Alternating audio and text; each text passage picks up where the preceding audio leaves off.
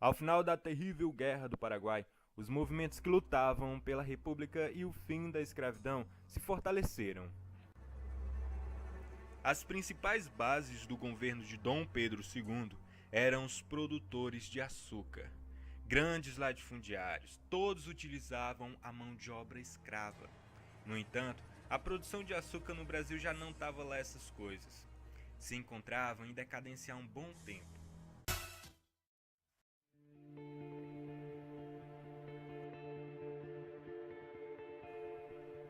Em 1845, a lei inglesa Slave Trade Suppression Act proíbe o tráfico de escravos pelo Atlântico,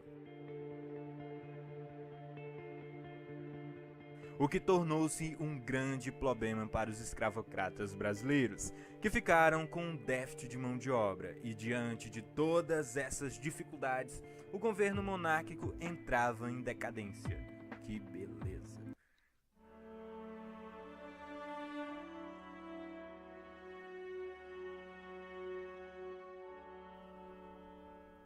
Se de um lado a produção de açúcar entrava em decadência, de um outro os cafeicultores aumentavam seu poder de maneira extraordinária.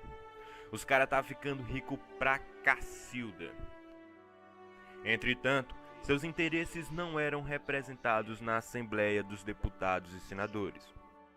Então, os barões do café, como passaram a ser chamados por conta de seu grande enriquecimento, passaram então a apoiar a República, pois vislumbravam ter interesses representados. O apoio da burguesia cafeeira foi fundamental para a proclamação da República. O movimento abolicionista. Nesse momento, o movimento abolicionista também cresceu muito.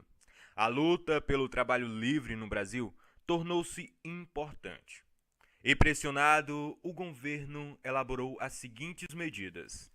Lei do Ventre Livre, 1871, libertava todos os negros nascidos a partir daquela data.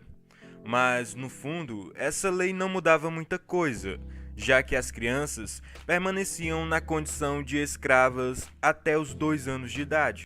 Lei dos Sexagenários, concedia a liberdade aos escravos com mais de 65 anos. Essa lei revoltou mais ainda os abolicionistas escravos, pois o trabalho escravo era tão cruel que dificilmente um escravo chegava aos 40 anos de idade. Engraçado, essa lei me lembra uma certa reforma temerosa de um certo governo. Lei Áurea. Sem opção, o governo cedeu às pressões que vinham de todos os lados e finalmente assinou a lei que concedia liberdade a todos os escravos. No dia 13 de maio de 1888, o Senado decretou a Lei Áurea, que foi sancionada a seguir pela Princesa Isabel. Com a abolição da escravidão, a situação de Dom Pedro tornou-se insustentável. A abolição, portanto, foi decisiva para a queda da monarquia, e os latifundiários nordestinos já não tinham mais como se manter, e em 15 de novembro de 1889 foi proclamado o golpe, quer dizer, a República.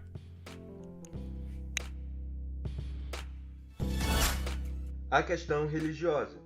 A Igreja Católica, desde a Constituição de 1824, era ligada à monarquia. O imperador podia intervir na criação e preenchimento de cargos, pois possuía direitos constitucionais sobre os padres. No entanto, os atritos entre a Igreja e o Estado começaram quando o Papa Pio IX exigiu o afastamento da maçonaria da Igreja. E em 1872, os bispos de Olinda e de Belém do Pará acataram a ordem do Papa. E Dom Pedro II processou e prendeu os 2 bispos, perdendo assim o apoio do clero.